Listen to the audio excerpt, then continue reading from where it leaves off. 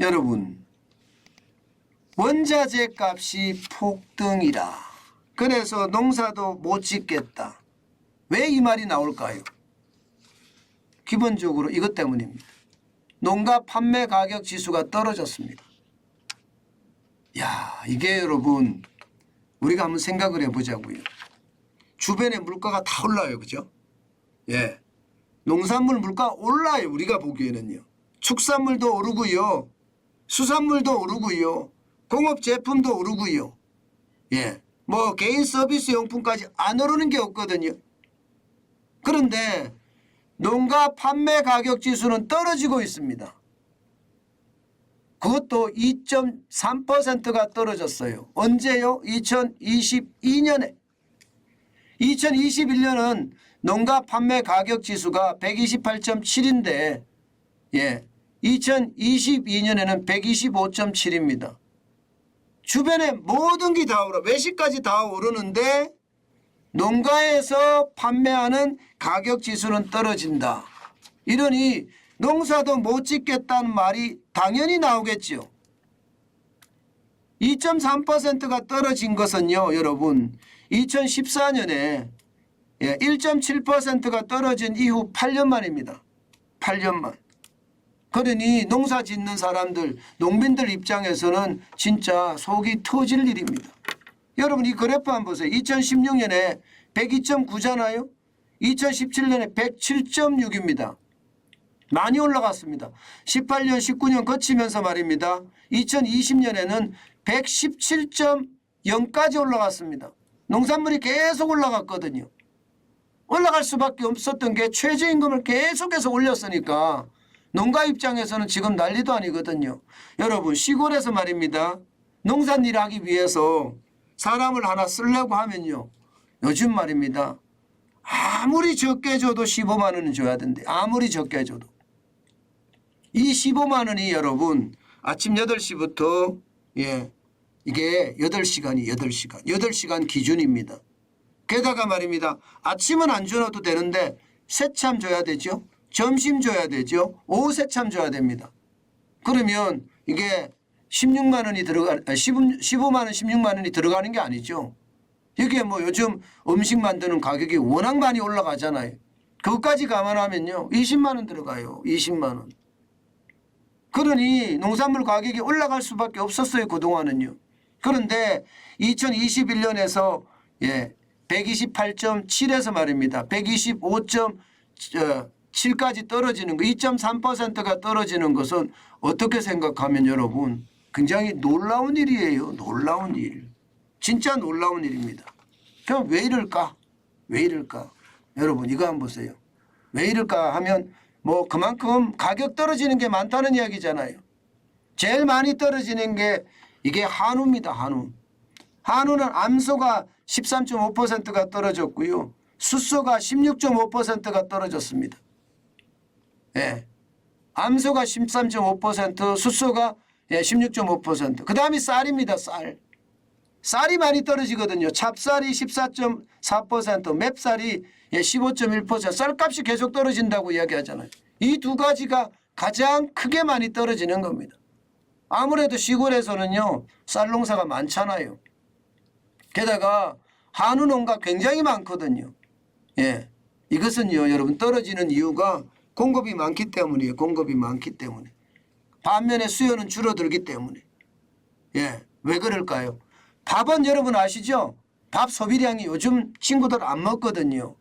그러다 보니까 밥 소비량이 지금 한 공기 반? 예, 밥 소비량이 하루에 말입니다. 150g 정도 된다고 하네요. 100g이 밥 한 공기라고 이야기하거든요. 150g이면 한 공기 반이에요.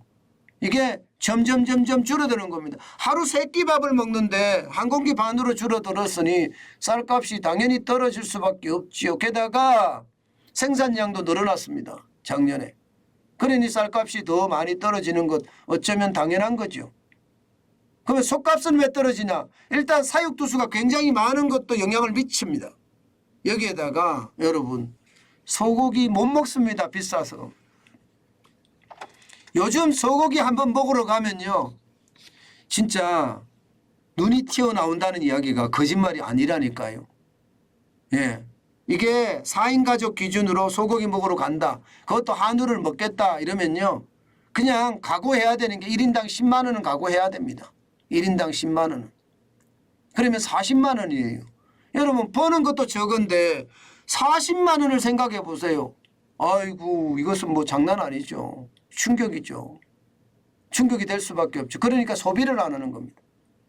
소비를. 사육두수가 늘어난 거에다가 소비까지 줄어드니까 소비까지 40만 원씩 20만 원씩 주고 못 먹거든요. 그러니까 한우값이 떨어질 수밖에 없죠. 여기에다가 배도 떨어지죠. 26.7%, 고구마도 37%가 떨어지죠. 그러니 농가에서는요. 장사 못하겠다. 예, 이런 말하고 똑같이 농사 못 짓겠다. 이렇게 말을 하는 겁니다. 그런데 여기서 끝나지 않잖아요. 농가 구입 가격 지수는 오히려 올랐습니다. 전년 대비해 보면 12.7%나 올랐어요. 12.7%. 인건비 제가 말씀드렸잖아요. 많이 올랐다고. 농기계 많이 올랐어. 농약 많이 올랐어. 비료값 많이 올랐어. 사료값 많이 올랐어. 안 오른 게 없습니다. 2005년 이래 최고치라고 이야기하니까 이게 뭐 장난 아니죠. 재료비가 32.2%가 오르고요. 경비가 19.9%가 올랐습니다. 제가 새참에 낼 때 경비 많이 난다고 했잖아요. 노무비 13% 올랐습니다.